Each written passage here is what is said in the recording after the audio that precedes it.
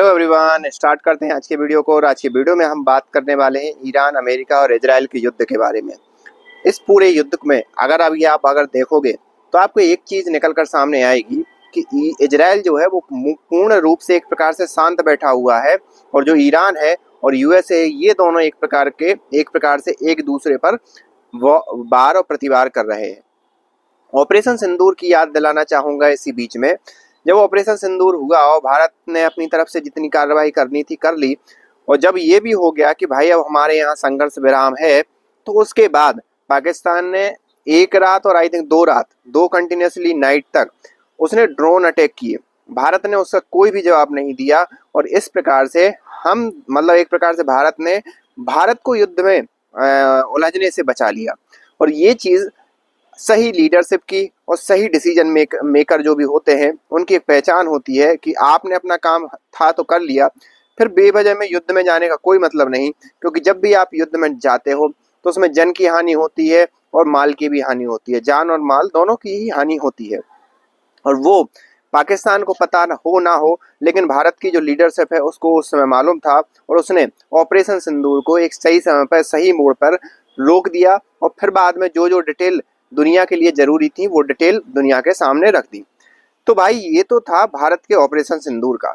लेकिन जब बात करते हैं ट्रम्प एडमिनिस्ट्रेशन की या अमेरिका की वर्तमान जो लीडरशिप है उसकी, इजराइल की और ईरान की, तो ये तीनों ही राष्ट्र इस प्रकार ईरान युद्ध में एक प्रकार से उलझ गए हैं।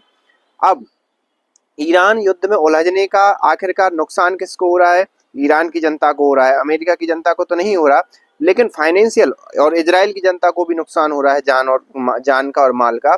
लेकिन अमेरिका के लिए स्पष्ट रूप से फाइनेंशियल बर्डन बढ़ रहा है, फाइनेंशियल लॉस हो रहा है। वो बात अलग है कि अमेरिका के लिए वो फाइनेंशियल बर्डन इतना बड़ा नहीं है।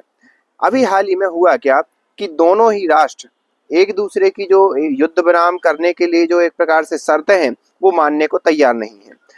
अमेरिका अपनी शर्तें थोप रहा है ईरान के ऊपर कि ईरान अगर ये शर्तें कंप्लीट करता है, उसमें मुख्य रूप से ये है कि ना तो वो मिसाइल बनाएगा, ना वो यूरेनियम का उत्पादन करेगा, और साथ ही साथ अमेरिका की जो भी बातें हैं उसको सुनेगा।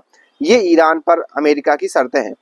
ईरान वहीं क्या कह रहा है? ईरान कह रहा है कि भैया हमारा जितना नुकसान हुआ है उसकी आप हमें भरपाई कीजिए, जितने हमारे रोड डैमेज किए हैं, हमारा जो एनर्जी इंफ्रास्ट्रक्चर पर जहाँ जहाँ मिसाइल आपने दागी है, जो भी बिल्डिंगें खत्म हुई हैं, आप उसकी भरपाई कीजिए। और साथ ही साथ ईरान अब स्टेट ऑफ हॉर्मुज़ से क्या करेगा? उगाही करेगा या हफ्ता वसूली करेगा या कोई चार्ज लेगा अगर वहां से कोई भी शिप गुजरती है।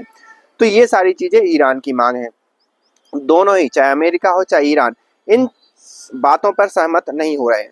इसके बीच में 2 दिन पहले एक प्रकार से ट्रम्प का फ्रस्ट्रेशन निकल कर सामने आया, और उन्होंने ये कहा कि अगर ईरान अमेरिका की बातें नहीं मानता है तो वो ईरान को मंगलवार रात 8 बजे सुबह, रात के 8 बजे, हमारे अगर टाइम के अनुसार देखा जाए, भारत के टाइम के अनुसार, तो बुधवार की सुबह 5 साढ़े 5 बजे के करीब वहां पर मिसाइल दागेंगे पूरे ईरान के अंदर। उसमें जो ब्रिज हैं, जो उनका एनर्जी इंफ्रास्ट्रक्चर है, इन सबको नेस्तनाबूद कर देंगे।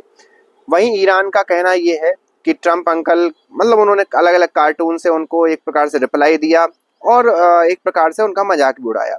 लेकिन इस बीच में एक खुशी की बात अमेरिका के लिए ये निकल कर सामने आई कि उन्होंने अपना एक जो पायलट था, ईरान की धरती पर उनका जो शूट डाउन हुआ था, उनका F-35E जो विमान शूट डाउन हुआ था, उसमें से 2 पायलट गिरे थे। एक पायलट को तो तुरंत बचा लिया गया था, लेकिन जो सहयोगी पायलट था उसको बचाने के लिए अमेरिका ने पूरी ताकत झोंक दी और उसको बचा लिया ईरान की धरती से, शत्रु और एक एनिमी जो है उसकी धरती से अपने सैनिक को बचा लिया। और इसका परिणाम ये हुआ कि उसकी वाहवाही हुई। लेकिन जब ईरान ने इस चीज़ की सच्चाई बताई, या अगर हम ईरान का वर्जन सुने इस घटना के बारे में, तो ईरान का कहना ये है कि यूएस की जो नेवी या यूएस की जो सैनिक ईरान की धरती पर आए थे, वो ये देखने के लिए आए थे कि ईरान ने यूरेनियम का भंडार कहाँ पर बना रखा है, और अगर यूरेनियम का भंडार कहाँ पर बना रखा है तो उस पूरे यूरेनियम को लेकर अमेरिका वापस ले जाना चाहते थे। ये ईरान का वर्जन है। और वहां पर अगर हम देखें तो उसके जो बाद में देखें तो जो यूएसए के बड़े बड़े जो जहाज थे वहां पर उनका मलबा पड़ा हुआ है, जो कि अमेरिका ने खुद से ही उन विमानों को नष्ट कर दिया, क्योंकि कहीं अगर वो ईरानी या ईरानी मिलिट्री के हाथ लग जाते तो उसकी रिवर्स इंजीनियरिंग होने का खतरा था, क्योंकि ईरानी मिलिट्री अगर खुद नहीं कर पाती या ईरान के साइंटिस्ट खुद उस चीज़ को रिवर्स इंजीनियरिंग ना कर पाते तो चाइना और रसिया को इस चीज़ में महारत हासिल है।